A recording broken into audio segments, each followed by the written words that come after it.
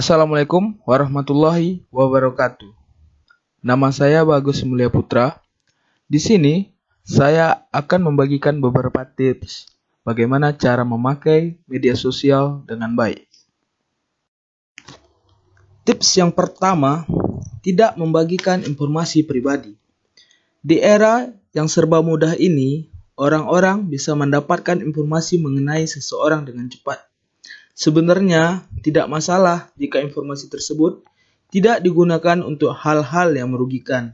Namun, dengan banyaknya kasus kriminal saat ini, kamu perlu berhati-hati, apalagi jika membagikannya di media sosial yang melihat tidak satu atau dua orang, tapi bisa ribuan hingga jutaan. Kamu tidak pernah tahu informasi mana yang bisa menjadi sumber masalah dan dimanfaatkan oleh orang-orang yang tidak bertanggung jawab. Jadi, sebisa mungkin hindari membagikan informasi mengenai kehidupan pribadi, seperti alamat rumah, kantor, atau detail dan jadwal kehidupan sehari-hari. Minimalkan kemungkinan kejahatan yang terjadi dengan membatasi informasi pribadi yang kamu bagi. Tips yang kedua, yaitu pilih-pilih teman. Bagi anak milenial, punya banyak pengikut mungkin sesuatu yang membanggakan. Tapi, memiliki banyak teman di media sosial tidak selalu bermanfaat. Akankah lebih baik kamu mulai menyaring teman di media sosial dan pastikan kamu berteman dengan orang-orang yang memang kamu kenal. Hal ini bertujuan untuk mengurangi informasi pribadi yang tersebar secara luas demi menghindari kejahatan atau tindakan yang merugikan. Yang ketiga, hindari akun-akun negatif. Saat ini, apa kamu merasa terlalu banyak informasi yang dibagikan di media sosial? Terlebih lagi, tidak semua informasi tersebut baik dan berguna. Tidak jarang, berbagai informasi negatif bertebaran di dunia maya, hingga meresahkan dirimu sendiri. Bagaimana tidak? Kamu terpapar oleh banyak konten yang negatif, dengan kalimat yang syarat dengan kebencian dan provokatif. Nah, jika menemukan akun atau postingan seperti itu, lebih baik hindari dan jangan berlama-lama membacanya. Jika perlu, laporkan dan blokir.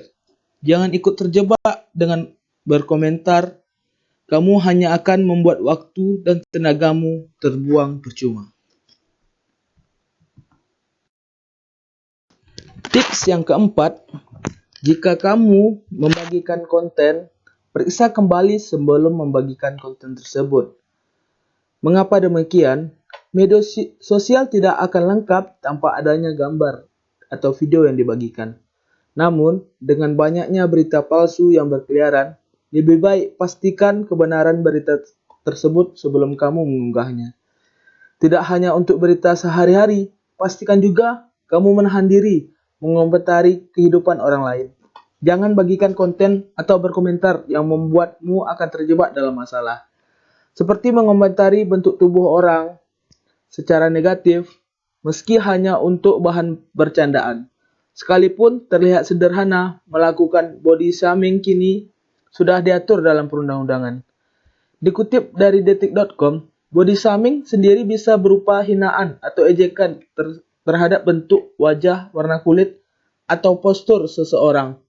Diatur dalam Undang-Undang Informasi dan Transaksi Elektronik Pasal 45 Ayat 1 dan Pasal 27 Ayat 3. Jadi, tidak yakin dan hanya ingin ikut mengomentari, lebih baik tahan diri. Tips yang terakhir, gunakan media sosial untuk mengembangkan diri. Di antara banyaknya kemungkinan negatif, media sosial juga menawarkan hal yang positif. Salah satunya sebagai sarana untuk mengembangkan kemampuan diri. Gunakan media sosial untuk bergabung dalam komunitas, mencari informasi workshop, dan menjadi tempat berdiskusi mengenai hal-hal yang kamu sukai. Jadikan media sosial sebagai media untuk bertemu dan belajar dari orang-orang hebat lainnya. Jika menyibukkan diri dengan baik, kamu pasti tidak punya waktu untuk hal-hal yang negatif. Mungkin itu saja tips dari saya. Terima kasih telah menonton video ini. Akhir kata saya ucapkan Assalamualaikum warahmatullahi wabarakatuh.